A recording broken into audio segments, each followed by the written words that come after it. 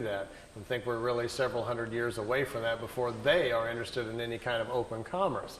And I asked Billy, I says, why is that? And he says, well, evolution comes into play here. They're a lot older than we are. They're still physical. They still have children like we do. They still have to eat, but not very much. They only sleep perhaps an hour or two out of each 24-day cycle. They don't eat prepared meals any longer. They've extended their lifespan now up to about 1,000 years. So they're living in a much different kind of society, as well as the main difference, he says, is their mental.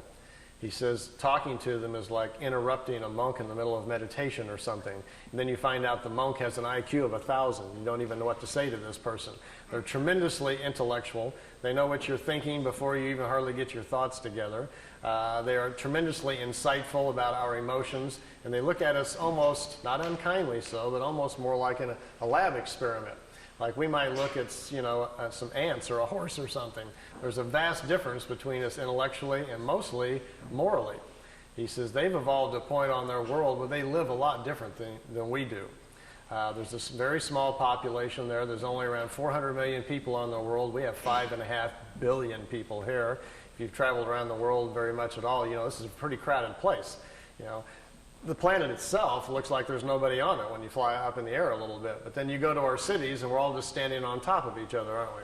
You think we would spread out a little bit and share the space, but of course that's not good for zoning laws or making money, so I guess we won't do that for a period of time. They have no major cities on their planet because, for one, they don't have economics like we do. They don't have government quite like we do either. They have more of kind of a wisdom system where they find the smartest people in certain areas and put them in charge of certain things. What a concept. Perhaps if we did that. Yeah. Remember 2 or 3 weeks ago when they were trying to get us to go bomb Iraq again, and they were all the signboards were out in front of the White House? Somebody was holding up a sign which really summed it all up for me. It said, "Smart bombs, stupid leaders." And I said, that is the sign of our times right now. They're on the media trying to convince us to go over there and bomb a bunch of people and kill them again, And most of these people that are going to die, we're not at war with these people. They're scrapping for a living over there trying to feed their children. So that's where we are at as a country. We have smart bombs but stupid leaders. And we obviously have to make a few changes here. On their planet, for instance, if you have a Department of Agriculture, we would all get together and find our 10 smartest people about agriculture, and we would put them over here in a building, call it Smart Guys About Agriculture, and we would ask them questions. Well, we don't do that. Instead, we hire smart lawyers from South Carolina who just allocate funds for this and then take it back for that and stick it over here. Our whole government's based on shuffling money around, not about anybody knowing what they're doing up there. So if we would actually change our system to something like this, we may be on the beginning inroads to fixing some of our problems here. If you go to their world, it's seemingly very, very quiet. There's no cars. It's very peaceful. Billy says the people, for the most part, looks like either they're asleep or they're all in a trance. He says they're very, very mental. They communicate very openly, like in an open consciousness, like an open phone line. And he says there's something going on he didn't understand quite at first. He says, because we're not doing any of this. Imagine that all of us had become mentally so powerful that not only could we listen to each other's thoughts, but we got to the point where we could really honestly tune in with nature and understand it. You could really communicate with a leaf, and you could literally talk to a rabbit as it was walking by you. We were really tuned in with the world we were living in. And then it fell upon us, as the elders of the planet, to do something about a deteriorating environment. And all of us got together, and we knew the answer. We knew if we took part of our mental force and projected it into the atmosphere, we could not only clean it up, but we could put an energy into the atmosphere which would help all the creatures in nature. Everybody would live longer. We wouldn't get sick any longer. Our metabolism would change, and we could control the quality of our physical life. We understood this. So we all sat down one day and said, let's do it. We took hands. We charged our minds up. We got into a higher self as high as we could, and we charged the atmosphere up, and it changed all the life on the planet. People quit getting sick. People quit being emotionally unhappy. It stabilized the planet.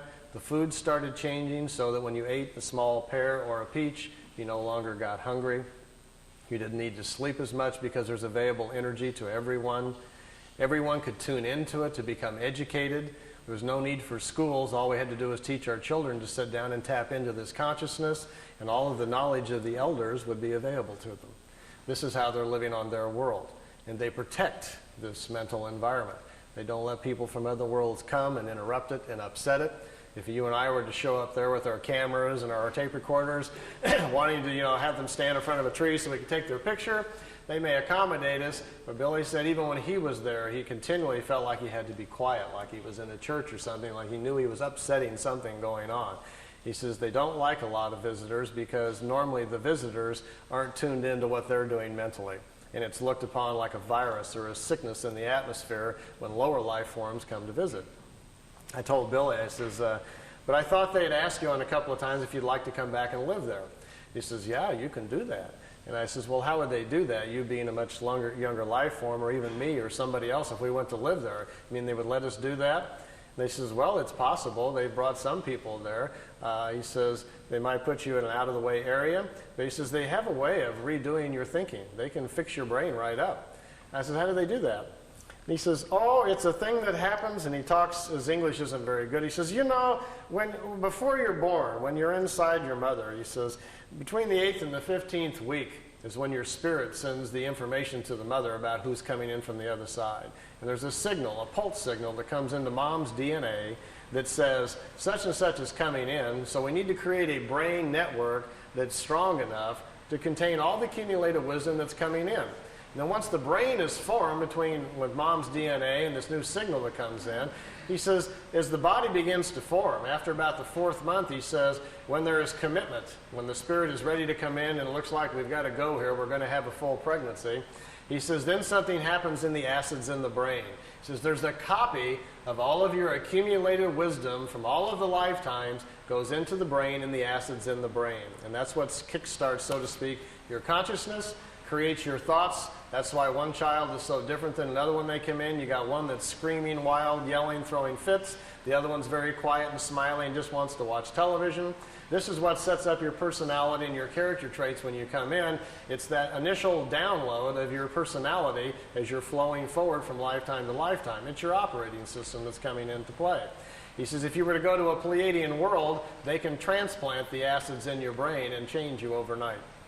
He says you even get choices, almost like designer choices. What would you like to be like? They can take the acids from other people's minds and so forth and put them into your brain, and it only takes about 24 hours and you are changed.